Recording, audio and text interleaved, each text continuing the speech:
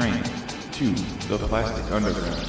Approaching the station, please stand away from the Platinum Head.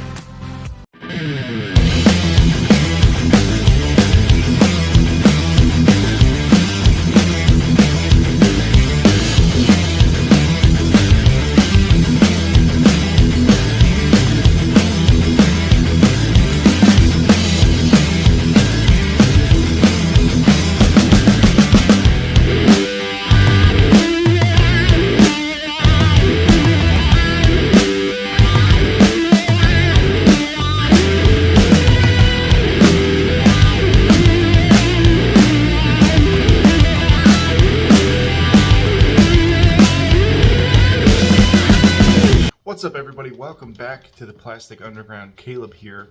This week I'm making another retro prop from Star Trek, the original series. If you saw the video last week, you saw that I made the trident scanner. And this was a really fun build. Came out pretty good, looks pretty cool. It's got that like retro sci-fi feel that I love. And I had learned from Will, he kind of told me that these fin pieces on here, these had originally been seen on the Sonic Disruptor in another episode before, and they literally had just like taken these off and stuck them on Sonic Disruptor. Which, the other funny thing about the Sonic Disruptor is it's very clearly like a Klingon phaser that's been redesigned a little bit. So maybe we'll do one of those at some point. But this week I made the Sonic Disruptor. Again, this is all EVA foam, and these vents on the front are exactly the same. But you notice this time I remembered to paint the inside fins red, so at some point I got to go through and do that on my my scanner. So yeah, so here's how I made this Sonic Disruptor. I have free templates for everybody, as always. And yeah, let's get into the build. Let me show you how I made this. Alright, so let's start off with this template here. I am going to start with some 10mm foam. And I'm going to trace out the main body part of the Disruptor. And I am going to cut out 5 of these to make the main body like 50mm wide. I think that felt pretty good. So you see, at first I did 4, and I didn't think that would be enough, so I added another one. So while I was waiting for glue and stuff to dry, I traced out the handle on some 10mm, and I did 3 of these. So that's kind of a technique I use where I trace the pattern and then I cut it into a rectangle, so then I can glue the whole piece together and then cut out the actual shape from the full piece. So then I recently upgraded to this little bottle here. I actually found these bottles at the dollar store, and I bought them for something else. But then I said, hey, why don't I try to put some contact cement in there? And it actually works pretty good. You have a lot more control, and it cuts down on the fumes because you don't have the big can open. So yeah, I like using it. Then I just kind of go ahead and I start cutting out parts of the handle. I switch between my box cutter and my like thinner blades, and then I can glue the rest of the body together. I glued all 4 and cut the straight edges of the body, and then I glued the 1 extra piece on there just to kind of make it easier to cut that thickness of foam. It's hard to cut something that thick straight because your blade kind of warps through the material, so you never get like a perfect cut. The best thing to do is use like a scroll saw or a band saw or stuff like that. But I don't have one in my shop, so I just use what I have on hand, and I just try to keep the blade parallel, and sometimes I just try to do it in several cuts. So those tan parts are 5mm foam, and this part here is 10, and these make up some of the like just the panels on the side. And they go like right there. So then you'll notice on this template here, there's this extended ridge piece that I did not cut out of the main body because I wanted it to be a lot like more square and perfect. So I just used some 2mm foam and I glue that on top. After everything is all cut out and sanded and everything, I glue that on top.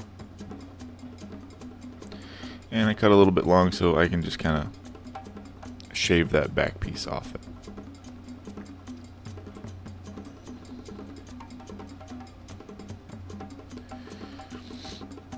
So then I go through and I start to get rid of some of the layers and try to even out all of the angles and all that kind of stuff. So now this part of the handle here gets like a recessed groove, kind of like for your thumb. So I just cut away most of that, and then I use my Dremel and just kind of sand in where your thumb goes there. So use a little bit of super glue here for this 10mm piece that goes on the bottom.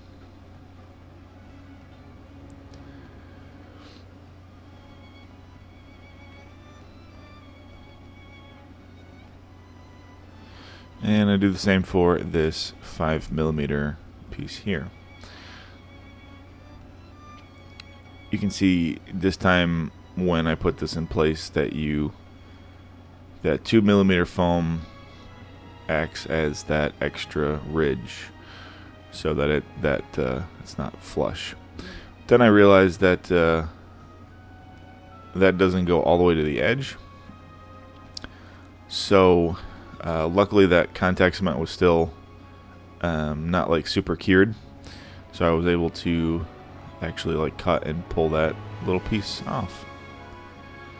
So that just gives you that extra like panel line look. And then that 10mm piece, I go ahead and I round those over, and then I cut out this 2mm excess extra piece here. This gets glued on top of that part there.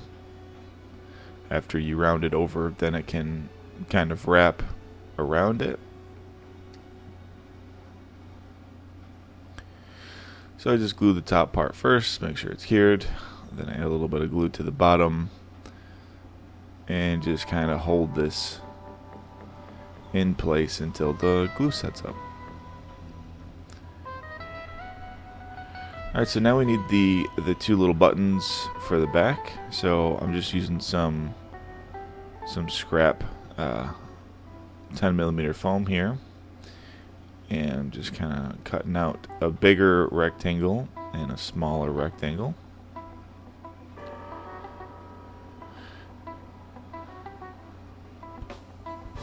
So then this is kind of the hard part because it's kind of hard to hold on to it. But I just slowly use my Dremel and just keep running it across the top to give it that like curved shape. And then I just use a little bit of super glue and just kind of stick that in place. I do the same thing with the bigger one. It's got a little bit different shape to it. It's not a curve in the middle. It's got like a high part and a low part with a curve. So I kind of drew on the side there what it needed to look like, and then I can just kind of keep running the sanding drum across it until I'm happy with the shape.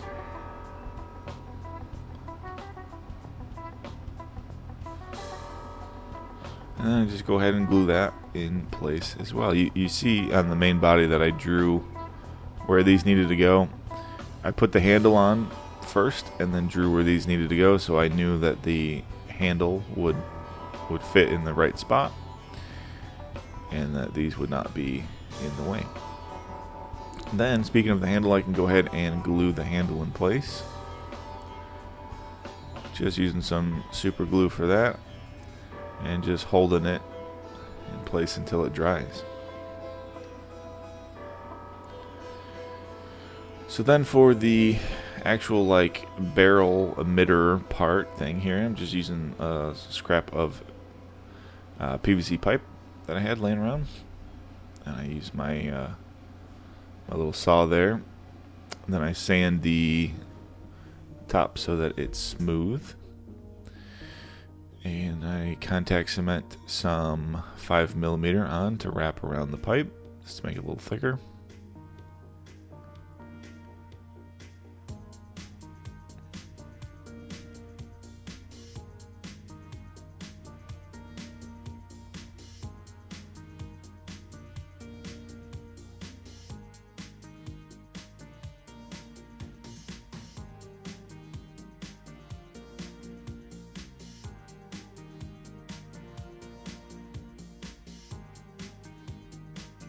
I found this little piece of foam.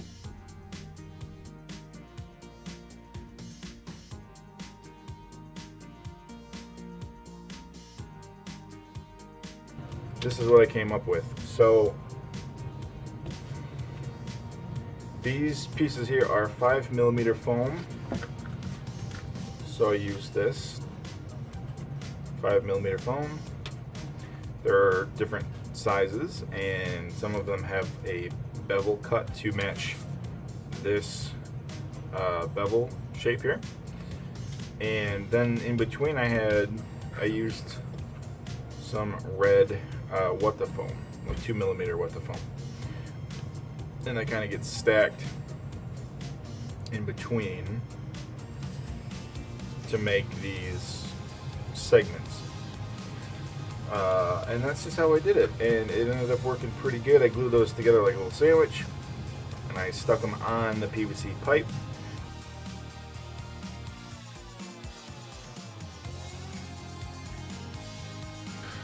So then I go ahead and I mark the circle there that I need to cut out of the top part of this panel, and I just kind of go ahead and use my longer blade, and I just kind of slowly keep kind of sawing the shape out. And then if you just cut that from the bottom there, you should be able to work your way through the full cut.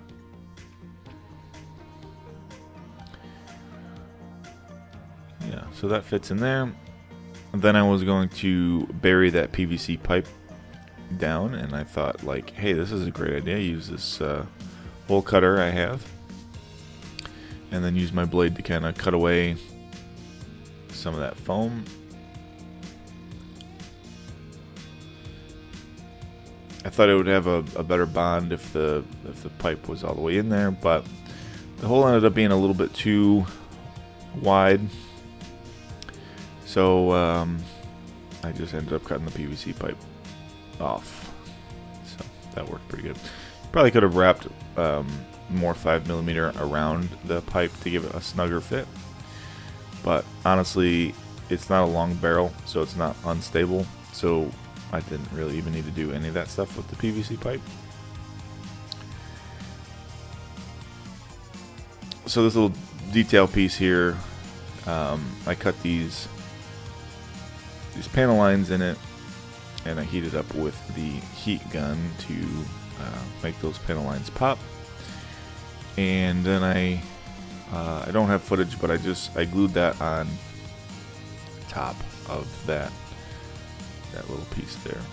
You can see in this shot here, that's where it gets glued. And yeah, that's it for the basic construction. Obviously the fin piece gets glued onto the top of that pipe.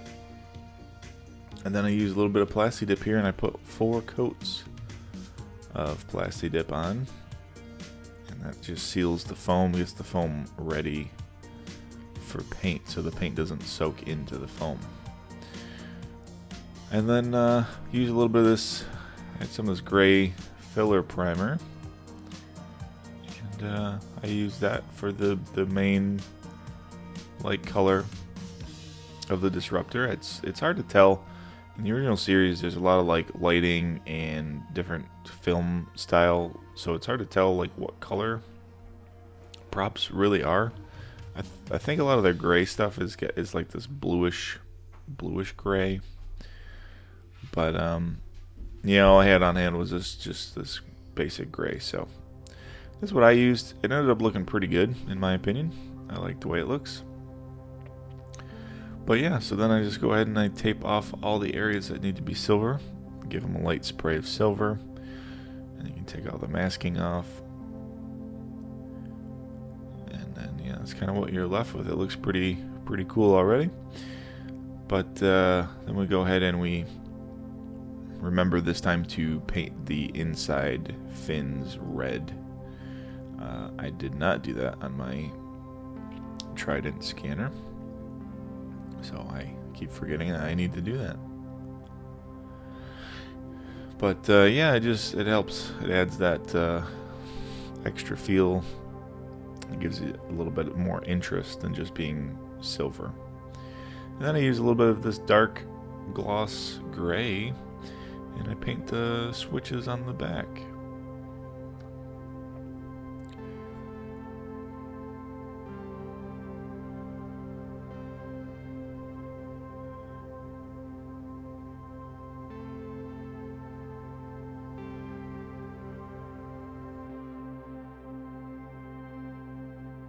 That is it. That's how I made the Sonic Disruptor from Star Trek, the original series. I hope you guys liked the video. I hope you use the blueprints and make your own. And stay tuned, because maybe we'll use the same design and we'll make one of the original Klingon phasers at some point. I don't know. I think that would be kind of fun. But anyway, like the video, share it with any of your Star Trek fans. Yeah, I'll catch you guys next week when we make something cool.